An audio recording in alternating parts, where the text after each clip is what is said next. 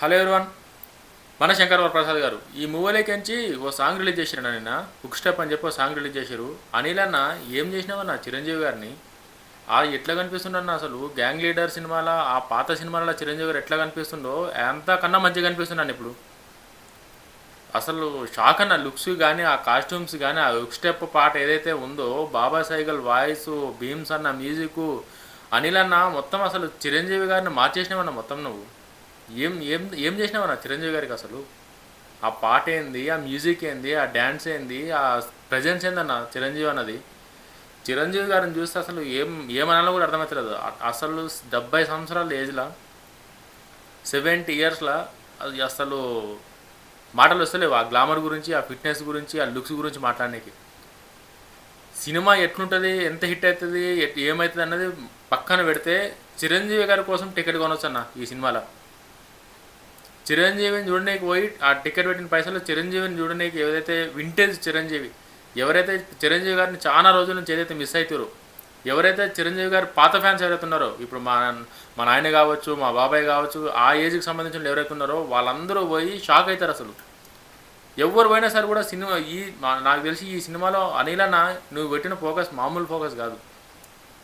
ఎట్లా వాడాలో అట్లా వాడేసాం నా చిరంజీవి గారిని. Comedy timing, dance, fitness, screen presence, అసలు ఆ లుక్స్, ఆ గ్లాసులు పెట్టుకొని, ఆ హుక్ స్టెప్ పాటలో గ్లాసులు పెట్టుకొని ఆ ఎంట్రీ వచ్చినప్పుడు అక్కడికి ఎక్కడికైనా ఫాగ్ వస్తుంది అన్న ఫాగ్లకి ఇట్లా చిరంజీవి ఎంటర్ అయినప్పుడు పిచ్చి లేచిపోతుంది చూసినాను గమనికన్నా సరే. చిరంజీవి ఫ్యాన్స్కి అయితే మాత్రం బట్టలు చింపుకుంటాను ఖచ్చితంగా. 70 ఇయర్స్ అంటే ఎవడన్నా నమ్ముతాడా నా ఆ లుక్కులు, ఆ గెటప్, ఆ సెటప్ చూసినాక. ఏమన్నుంది ఆ పాట అసలు. పాట ఆ బీట్ అయితే మాత్రం అసలు దుమ్ము లేపేసింది భీమ్స్ అన్న అయితే. వేరే లెవెల్. ఇంకా ఎంత మాట్లాడినా తక్కువనే ఆ పాట కోసం. నిజంగా చెప్తున్నా కదా, మీరు ఒకసారి ఆ పాట చూడకపోతే ఒకసారి పాట చూడరి. ఒక లిరికల్ సాంగ్లోనే ఆ పాట అట్లుంది అని చెప్పంటే రేపు పొద్దున్న స్క్రీన్ మీద పడ్డాక ఆ 70mm స్క్రీన్లో చిరంజీవి గారు అట్లా నడుచుకుంటూ వచ్చినప్పుడు ఎట్లుంటుందో ఒక్క జస్ట్ ఇమాజిన్ చేసుకోరు మీరు. పాట వీడియో చేసే ముందే ఇయర్ బడ్స్లో విన్నా, హోమ్ థియేటర్లు ఉన్నాయి విన్నా, అన్నిట్లో విన్నాకనే ఇది చేస్తున్నా ఊపుతుంది పాట. ఇది లాస్ట్ సాంగ్ కొంచెం డిసప్పాయింట్ చేశారు.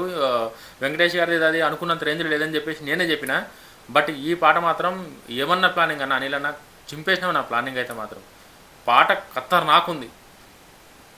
చిరంజీవి గారి లుక్స్కి నువ్వు టిక్కెట్కి పెట్టిన పైసలు చిరంజీవి గారి లుక్కి లెవెల్ బ్యాలెన్స్. ఇంకా మిగతాదంతా నీకు బోనసే. చిరంజీవి గారి కామెడీ అంటావా, చిరంజీవి గారి ఫైట్స్ అంటావా, ఆ గ్రేస్ అంటావా, ఏం పెట్టుకున్నా మిగతాదంతా నీకు బోనస్ అన్న. నాకు చూపిస్తున్నావు అన్న చిరంజీవి గారిని అయితే మాత్రం వేరే లెవెల్లో చూపిస్తున్నావు అన్న అనిల్ అన్న. నువ్వైతే నీ దిమాగ్ అయితే అసలు ఒక సినిమాని ప్రమోట్ చేసే విషయంలో కావచ్చు, హీరోని చూపించే విషయంలో కావచ్చు, క్యారెక్టర్ని సెలెక్ట్ చేసే విషయంలో కావచ్చు, అసలు నీ థాట్ అన్న. అంటే పెద్ద పెద్దగా హై బడ్జెట్లు పెట్టి గొప్పగా అట్లేం కాకుండా ఉన్న దాంట్లోనే నీ నీ ఉన్న దాంట్లోనే మంచి ఇన్పుట్స్ని తీసుకునే దానిలో నిన్ను కొట్టేటో లేరన్న అనిల్ అన్న. నీ ప్లానింగ్ సెల్యూట్ అంతే. మస్తు ప్లాన్ చేసినావు. ఖతర్నాక్ పాట అయితే మాత్రం బాబా సైగల్ వాయిస్ అయితే అది ఛానల్లో లేని వాయిస్ అయినాక పాట ఇట్లా వినంగానే అర్థమైపోయింది బాబా సైగల్ వాయిస్ అని చెప్పి. ఆ వాయిసు, ఆ బీటు, ఆ మ్యూజిక్, అక్కడ ఉన్న ఆ పాటకున్న లొకేషన్, ఆ సెట్టు అన్నీ అసలు పీక్స్కి పోయింది మొత్తం. ఖతర్నాక్ మస్తు ఎంజాయ్ చేశాను నేను అసలు. చిరంజీవి గారిని చూసి ఇట్లా మనసంతా నిండిపోయింది. ఇట్లా అరే ఇట్లున్నాడైంది మెగాస్టార్, ఈ రేంజ్లో ఉన్నాడైంది అని చెప్పి మస్తు చూపించినామని అనిల్ అన్న. అసలు ఆ 70 ఇయర్స్లో మెగాస్టార్ అట్లా ఉన్నాడంటే ఎట్లా ఎట్లా పాసిబుల్ అయిందో అర్థమవుతలేదు అసలు ఇప్పటికీ. మీరు చూడు ఆ పాటల ఆయన స్టెప్పులు కావచ్చు, మధ్యలో ఓల్డ్ స్టెప్పులు కూడా కొన్ని చూపించారు ఆ పాటలో. లిరికల్ అయిపోయినాక ఏదైతే మ్యూజిక్ వస్తుందో, మ్యూజిక్ ఆ బీట్స్ వచ్చినప్పుడు ఓల్డ్ చిరంజీవి గారి వీణా స్టెప్ కావచ్చు, ఏవైతే ఫేమస్ స్టెప్పులు ఉన్నాయో అవన్నీ ఆ పాత బొమ్మలు వేసి మస్తు నీట్గా డిజైన్ చేశారు పాటని. 4 minutes ఉంది, చిన్న సాంగ్ 4 minutes ఉంది, సింపుల్గా ఉంది. బట్ ఆ బీట్లు మాత్రం మంచి దుమ్ములేపే బీట్స్, మస్తు ఖతర్నాక్ కంపోజ్ చేసింది భీమ్స్ అన్న.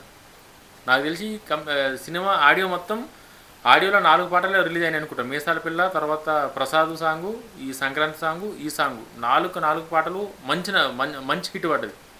చిరంజీవి గారికి ఫస్ట్ టైం భీమ్స్ అని మ్యూజిక్ ఇస్తున్నా సరే కూడా కూడా తడబడకుండా. అంటే వెంకటేష్ గారు చిరంజీవి గారి పాట నాకు అనుకున్నంత ఊపులేదు, కానీ మిగతా 3 పాటలు మంచిగా ఉన్నాయి. అంటే సీనియర్ హీరోస్కి ఇవ్వాలంటే అట్లనే ఉండాలి పాట. ఇప్పుడు కొత్తలకు ఇచ్చినట్టు మైకేల్ జాక్సన్ మ్యూజిక్ కొడితే కొంచెం మనం ఆ ఏజ్ కూడా రెస్పెక్ట్ ఇవ్వాలి. ఇంకా ఈ ఏజ్లో కూడా అట్లా కష్టపడి మనల్ని ఎంటర్టైన్ చేస్తారంటే మనం అది మనసులో పెట్టుకొని మన ఎక్స్పెక్టేషన్స్ కూడా పెట్టుకోవాలి. ఇప్పుడు యంగ్ హీరోస్ అనుకో, నువ్వు వెసి బీట్ కొట్టినా ఎట్లా కొట్టినా వాళ్ళు యాక్సెప్ట్ చేస్తారు, వాళ్ళకి అంతా సపోర్ట్ చేస్తుంది. చిరంజీవి గారు 70 years ఏజ్లో కూడా అంత ఫిట్గా ఉండి అంత మంచి డ్యాన్స్ చేసి అంత మంచి స్క్రీన్ ప్రెజెన్స్ మనకి ఇస్తారంటే మనం ఉన్న కాడికే చేసుకోవాలి తప్ప ఇంకెక్కువ కామెంట్ చేయదు. సీనియర్ ఎవరైనా సరే కూడా, చిరంజీవి గారే కావచ్చు, బాలయ్యబాబే కావచ్చు, వెంకటేష్ గారే కావచ్చు, నాగార్జున గారే కావచ్చు, వాళ్ళ ఏజ్కి తగ్గట్టు మనం ఇది చేస్తే మనం అది అంతే ఎక్స్పెక్ట్ చేయాలి, ఎక్కువ ఎక్స్పెక్ట్ చేయకుండా. ఇంకా బాలయ్యబాబు గారు అయితే వేరే లెవెల్, ఆయనకి ఏజ్ ఉండదు, ఆ ఏజ్ అయినా డూప్ లేకుండా మనకు తెలిసిందే, అది వేరే టాపిక్లో మాట్లాడదాం. బట్ ఈ పాట విషయానికి వస్తే మాత్రం అసలు సాటిస్ఫైడ్ సాంగ్ ఇది.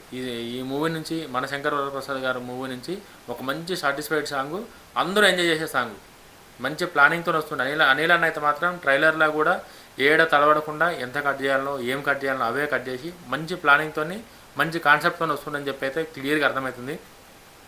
మెగాస్టార్ ఫ్యాన్స్ మీరు రెడీగా ఉండరు థియేటర్లో జింపుకోనికి, ఖచ్చితంగా జింపుకోరు. పాట మీకు ఎట్లా అనిపించిందో కామెంట్ చేయండి. ఛానల్ కూడా సబ్స్క్రైబ్ చేసుకొని. జై హింద్.